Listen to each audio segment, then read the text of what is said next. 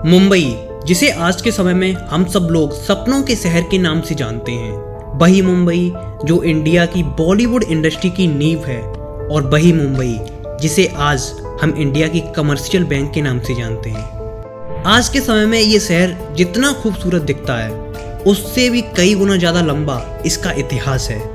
ऐसा कहा जाता है कि इस शहर के पास हर इंसान के लिए कुछ न कुछ तो जरूर है। कुछ लोग तो मुंबई केवल अपने सपनों को ही पूरा करने के लिए आते हैं। इन्हीं लंबे सपनों और कई गहरे राजों का खुलासा करेंगे आज हम इस वीडियो में। तो ज़्यादा देर न करते हुए वीडियो को स्टार्ट करते हैं।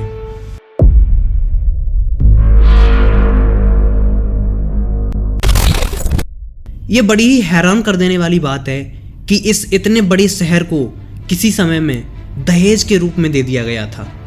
जैसा कि हम सबको पता है कि दहेज एक ऐसी प्रथा है जिसमें दुल्हन की फैमिली दूल्हे की फैमिली को कुछ न कुछ दहेज में देते हैं, और ये प्रथा इस देश में काफ़ी पुराने समय से बहुत ही उच्च स्तर पर होती चली आ रही है। आज से करीब 350 साल पहले इस इंडिया की जॉय सिटी यानी मुंबई को एक विदेशी राजा ने दूसरे विदेशी राजा को दहेज में दे दिया था।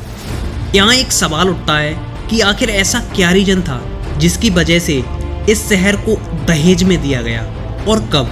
आज की तरह दिखने वाली ये यूनाइटेड सिटी मुंबई काफ़ी समय पहले इसके ठीक विपरीत 7 अलग अलग भागों में बटा हुआ था। इन 7 अलग अलग भागों के नाम थे माहिम, परेल, वर्ली, मझगांव, बॉम्बे, कोलाबा और लिटिल कोलाबा। ये 7 आइलैंड एक समय में एक दूसरे से काफ़ी दूर दूर थे, जिसकी वजह से यहाँ की कनेक्टिविटी काफ़ी कम थी। असल में इन 7 आइलैंड का इतिहास इससे भी काफ़ी पुराना है।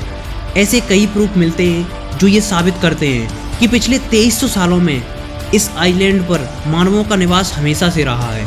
उस टाइम पर इन्हें हेप्टानेसिया कहा जाता था, जिसका मतलब होता है एक ग्रुप ऑफ 7 आइलैंड। 1498 ये एक ऐसा साल था जिसमें इंडिया में एक ऐसे आदमी का आगमन हुआ जिसका नाम शायद हमेशा इतिहास में याद रखा जाएगा, Vasco D gamma. Vasco D gamma European trader के रूप में सर्वप्रथम इंडिया में आए। जनवरी 1533 तक बॉम्बे के लगभग 3 भागों पर पुर्तगालों का वर्चस्व हो गया था। वहीं लगभग 16th सेंचुरी तक भारत पर मुगलों का शासन काफ़ी तेज़ी से फैल रहा था।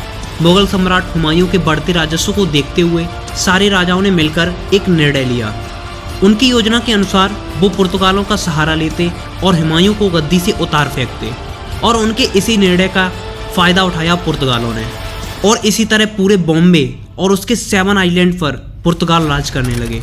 यहाँ से 17वीं सेंचुरी तक इन सारे आइलैंड पर इन्हीं पुर्तगालों का राज रहा। ये लोग इस जगह को बॉम्बाहिया कहते थे, जिसका मीनिंग होता है द गुड बे, और यहीं से इस जगह का नाम पड़ा बॉम्बे। धीरे धीरे इस बॉम्बे शहर पर अंग्रेजों की नज़र पड़ी, और नवंबर ऑफ 1583 को इंग्लिश मर्चेंट्स ने बॉम्बे पर अपना पहला कदम रखा। ये सारे अंग्रेज मिलकर यहाँ अपना सबसे पावरफुल बेस बनाना चाहते थे, क्योंकि अधिकतर पानी से घिरे रहने की वजह से ये ज़मीनी खतरों से बचाव के लिए सबसे अच्छी जगह मानी जा सकती थी। धीरे धीरे समय गुजरता गया और भारत के इस छोटे से कोने में अंग्रेजों की संख्या बढ़ती ही चली गई। धीरे धीरे अंग्रेजों ने यहाँ अपनी आर्मी बनाई, और उन्होंने एक ऐसा प्लान रेडी किया जिससे पुर्तगालों को यहाँ से भगाया जा सके, और वो सब अपनी इस रणनीति में सफल भी हुए। सन 1612 में अंग्रेजों और पुर्तगालों के बीच स्वैली का युद्ध लड़ा गया, जिसे हम बैटल ऑफ स्वैली के नाम से जानते हैं। इस युद्ध में पुर्तगालों को हार का सामना करना पड़ा, और इस तरह अंग्रेजों ने बॉम्बे में अपना पहला शासन शुरू किया। पर अभी भी अंग्रेजों के पास पूरी बॉम्बे पर राज करने का अधिकार नहीं था। इस वजह से अंग्रेजों ने एक नई रणनीति का सहारा लिया और पुर्तगालों के राजा से अपने बेटे और उनकी बेटी की शादी की बात की। और उस शादी की शर्त ये थी कि पुर्तगाल के राजा को बॉम्बे का जो एरिया है उनके कंट्रोल में देना होगा, वो भी उन्हें अंग्रेजों को दहेज में देना होगा। और ऐसा ही हुआ भी। पुर्तगाल के राजा ने बॉम्बे के साथ साथ अंग्रेजों को सिक्योरिटी भी प्रोवाइड कराई।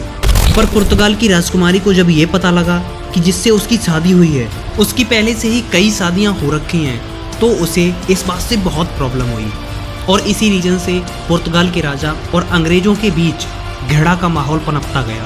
धीरे धीरे समय बीतता गया, और जब पुर्तगाल के राजा को एक लेटर आया कि अगर यही चलता रहा तो इस बॉम्बे शहर की जो ट्रांजैक्शन की योजना चल रही थी उसे हमेशा के लिए कैंसिल कर दिया जाएगा।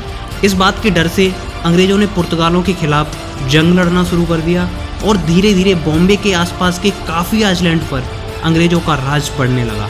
पर अंग्रेज़ों को बॉम्बे के साथ साथ इन सारे आइलैंड को रूल करने के लिए काफ़ी परेशानी हो रही थी, तो इन्होंने इन सारे आइलैंड का हैंडओवर ईस्ट इंडिया कंपनी को सौंप दिया और यहीं से शुरू हुआ बॉम्बे का असली उदय। क्योंकि बॉम्बे और ये आइलैंड पानी के आसपास थे, तो यहाँ हमेशा कोई ना कोई नई बीमारी जन्म लेती रहती थी और इसी वजह से ईस्ट इंडिया कंपनी ने सबसे पहले बॉम्बे में हॉस्पिटैलिटी पर ध्यान दिया। ईस्ट इंडिया कंपनी ने अपना पहला हेडक्वार्टर गुजरात के सूरत शहर में स्थापित किया और शायद इसी वजह से सूरत को ईस्ट इंडिया कंपनी की क्राउन सिटी भी कहा जाता है। गुजरात में कुछ ऐसी प्रॉब्लम्स थी जिसकी वजह से ईस्ट इंडिया कंपनी को अपना हेडक्वार्टर सूरत से बदलकर मुंबई करना पड़ा, क्योंकि मुंबई के साथ साथ यहाँ के 6 अदर आइलैंड के बीच कनेक्टिविटी काफ़ी कम थी। इसलिए यहाँ के गवर्नर ने एक प्रोजेक्ट स्टार्ट किया। इस प्रोजेक्ट का मेन काम बॉम्बे और उसके 6 अदर आइलैंड को मिलाकर एक बड़े कॉन्टिनेंट में बदलना था। ये प्रोजेक्ट लगभग 150 सालों तक चला, जिसके बाद बॉम्बे एंड इसके 7 अदर आइलैंड आज की बॉम्बे का रूप लेने लगे। इस सिटी की अहम भूमिका हमारे देश की आज़ादी में भी थी।